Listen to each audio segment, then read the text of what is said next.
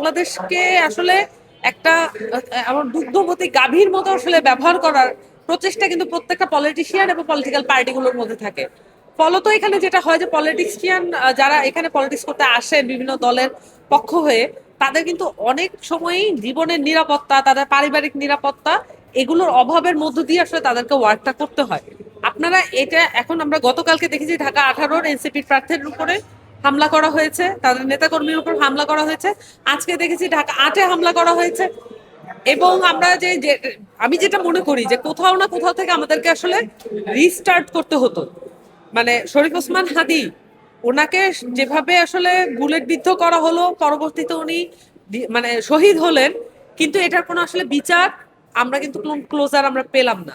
যদি আমরা এটা পেতাম, তাহলে বাংলাদেশের ইতিহাসে একটা একটা একটা দৃষ্টান্ত আমরা দেখাতে পারতাম যে এখান থেকে আসলে আমাদেরকে ন্যায় বিচারের যাত্রাটা শুরু হলো। কিন্তু যখন শরীফ ওসমান হাদির উপরে যে হামলাটা হলো, সেটার বিচারও হলো না।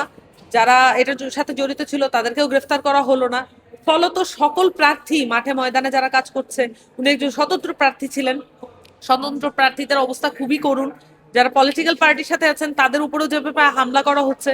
এবং আমি তো মনে করি আসলে এনসিপির জুলাইয়ের যে অবদান, সেটার কারণেই বিশিষ্ট কিছু রাজনৈতিক পক্ষের এবং দলের এবং যারা বিগত এবং যারা দেশে আছে তাদের চক্ষুশূল হয়ে আসলে এনসিপি কে রাজনীতি করতে হচ্ছে।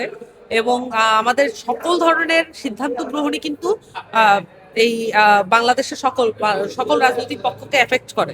তো সেই জায়গা থেকে এই টার্গেটটা আমাদের প্রতি অনেক বেশি। এবং প্রার্থীদের নিরাপত্তা নিশ্চিত করা, সেটা যেহেতু যাদের দায়িত্ব, আমি আগেও বলেছিলাম যে আইন শৃঙ্খলা বাহিনী আসলে যথেষ্ট কনফিডেন্ট না, এবং এই আইন শৃঙ্খলা বাহিনী দিয়ে আপনি নিরাপত্তা এবং যে জরুরি ইস্যুগুলো এটাকে ট্যাকেল করা এটা সম্ভব হবে না। ফলত আমরা এখনো দেখতে পাচ্ছি, যখন ঘটনাটা ঘটে, হামলার ঘটনার চারিপাশে আইন শৃঙ্খলা রক্ষাকারী বাহিনীর সদস্যরা অবস্থান করেন, কিন্তু কোনো কার্যত কোনো উপকার পাওয়া যায় না। বরঞ্চ তাদের কাছ থেকে এক ধরনের নীরবতা এবং কার্যহীনতাই আমরা লক্ষ্য করি। সো এইটার মধ্য দিয়ে কিন্তু আহ, নতুন করে পলিটিক্সে আসার তরুণদের যে চাহিদা বা আগ্রহ, সেইটাকে এক ধরনের দমন করার প্রক্রিয়া বলে মনে হচ্ছে আপাতত আমার কাছে। এবং আমি আমি আমার কাছে মনে হয় যে এই যে হামলাগুলো, এই যে গতকালকের হামলার যারা ক্রীড়ানক, তাদেরকে যদি গ্রেফতার করা হতো, এবং এই আজকের যে হামলা, সেখানেও যদি গ্রেফতার করা না হয়, আমার কাছে মনে হয় যে এটা একটা দীর্ঘমেয়াদী নির্বাচনকালীন দীর্ঘমেয়াদী একটা আহ যেটা বলবো যে এটা দুঃখজনক অধ্যায় হিসেবে থেকে যাবে।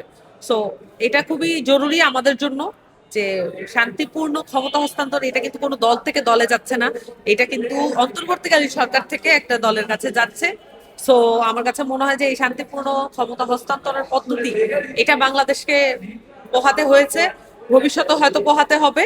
কিন্তু এইটা ঠিক করাই হচ্ছে বাংলাদেশের পলিটিক্সের মূল জায়গাটা। পুরাতন যে বন্দোবস্ত, পুরাতন যে ব্যবস্থা, রাজনৈতিক দলগুলো যেভাবে চলে, তাদের ফাইন্যান্সিং যেভাবে হয়, তারা জনগণের মধ্যে যেভাবে ফাংশন করে, এমনকি আমাদের পলিটি মানে হচ্ছে আমাদের জনগণের যে চরিত্র বা তাদের যে ভোটিং পাওয়ার, তারা তারা ভোটকে যেভাবে দেখে, এই বিষয়গুলো আসলে আদতে কোনো পরিবর্তন হয়নি।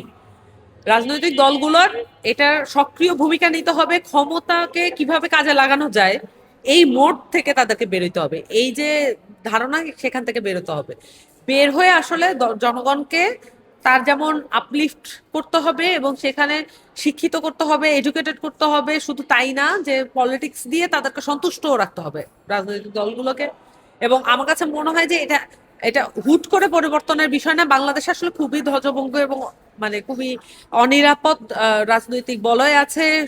পুরো শঙ্কা নিয়ে, জীবনের শঙ্কা নিয়ে এখানে রাজনীতি করতে হয়, এটি স্বাভাবিকতায় পরিণত হয়েছে। কিন্তু এই স্বাভাবিকতা যদি আমরা মেনে নিতে থাকি পলিটিশিয়ান হিসেবে, এবং এটা নিয়ে যদি কথা না বলে এবং নিরাপত্তা নিশ্চিত করার জন্য অলিগার্ক, মাফিয়া শ্রেণী এবং স্ট্যাবলিশমেন্টের উপরেই যদি ভরসা রাখতে থাকি, তাহলে এটা পরিবর্তন হবে না। লেভেল প্লেইং ফিল্ড আসলে এটা এই মুহূর্তে আহ এটা দাবি করাটাও বা আশা করাটাও খুবই মরীচিকার মতো। এটা আপনি এখন পাবেন না।